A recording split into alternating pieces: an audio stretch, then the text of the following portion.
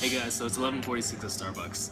I don't have very much video footage to show today because I was pretty busy all day doing editing and a bunch of other random stuff.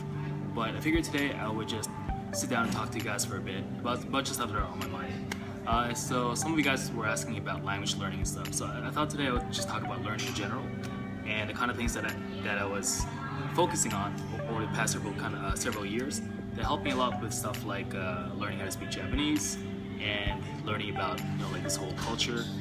And yeah, I'll just kind of talk my mind.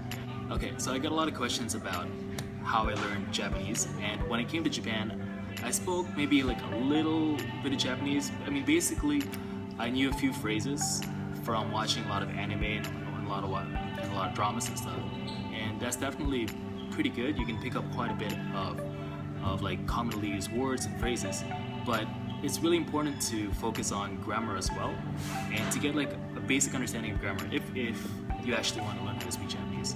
One of the resources I really recommend is a free one, and it's Tae Kim's guide. It's a Tae Kim's grammar guide. There's a link right here, so you should go check that out. It's totally free. So the other thing I really recommend is a free kanji learning resource called Kanji Kuhi, and the link is over here too. Basically, it uses a spaced repetition system to teach you how to teach you the kanji, which are the Chinese characters, or the Chinese characters which are used in Japanese. So you'll be able to read stuff like signs, and later on stuff like subtitles and in anime and manga and stuff like that.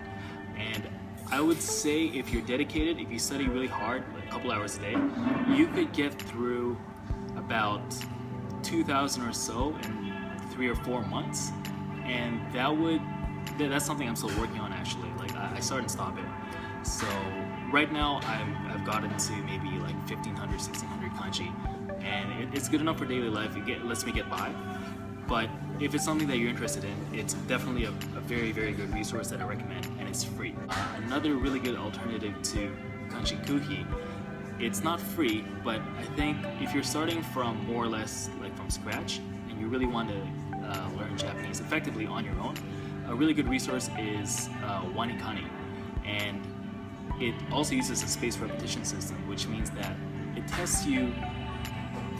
You study words, you study kanji and stuff like that, and you're tested when you're about to forget it using like a kind of flashcard system that has an algorithm that spaces out when you're being tested for things. Yeah, it's really great because it's kind of it combines vocabulary, kanji, as well as like the various writing systems, and it's highly recommended. A bunch of my friends have used it to great effect, and so I would definitely check that out. Now, if you're coming to Japan just as a tourist and you want to pick up some phrases, there's a resource that I recommend to basically all my friends, and to be honest, most of my friends ignore this advice completely, but the ones that do follow it are like, hey, that was really, really good advice. I'm really glad I listened to that for like a couple weeks before I came to Japan. And this is a program called Michelle Thomas's it's like the Michelle Thomas Language Learning Method. And you can probably find a link on Amazon. It's really, really good because basically you can just listen to it, and it's like you're having a conversation with somebody who's teaching you Japanese in a basically one-on-one setting. And I'm not explaining it very well. I'll explain it more clearly in another video maybe. But for now, you guys can just check it out. Maybe Google it and read it, because that's definitely what I recommend if you're just coming to Japan and you want to have some basic phrases, some basic understanding of how Japanese works. It'll get you up to speed really, really, really quickly. In fact, I really even recommend that system if you are seriously learning Japanese. It's a great primer before you dive into books and do like very serious, hardcore like self-study. So definitely check that out. So a couple tips I have for studying Japanese, and just anything really. The number one tip is consistency. You got to be really, really consistent. And there are a couple ways that I found that are really good for doing that. It's the don't break the chain method. Like let's say you decide to do something, and you do it for that one day. Try to do it for 21 days without breaking that cycle, without breaking that chain. So let's say you make a calendar, and let's say you want to do you want to study Japanese for 15 minutes every day. So let's say you study today, you make a cross or a check or whatever. And tomorrow you do it as well. And after several days, you're not going to want to break that chain, which is basically pretty much like this vlog right now. I'm doing this vlog at 11:52 at night here in Starbucks, and it's mostly because, that's partly because I don't want to break that chain. I want to keep it going. It makes me excited to see that chain grow longer and longer. And after about 20 days, it becomes a habit. And research has shown that it's easier to keep going past 20 days than it is to stop your habit.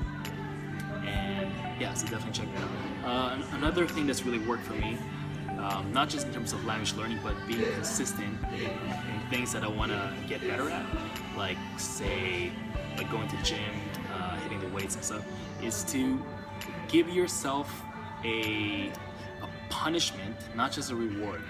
One example is that I've used personally for like the Drift Hunter videos is I've given my friend $100. I put it in an envelope. I've given it to a friend and said, okay, if I don't finish editing by this time, by this date, then you can keep the $100. And it's incredibly effective. It's an incredibly effective method for getting you to do something that you might not otherwise do. So you can even do it for you can do it for studying or for habits that you want to break. The accountability is really, really great. Anyways, I think I'll stop with that for now. And thank you guys for watching this quick vlog. If you got any more questions that you want me to talk about, let me know. Drop a comment down below. Please subscribe, like. Thanks again for watching. And I'll leave you guys with a Japanese word for today. I'll try to do it in every video to teach you guys a quick word. Alright, well today's word is benkyo. Benkyo means study. I'm gonna say please study, which is benkyo shite kudasai. So everybody, please study whatever you guys are doing, and I'll see you guys tomorrow. Thanks for watching.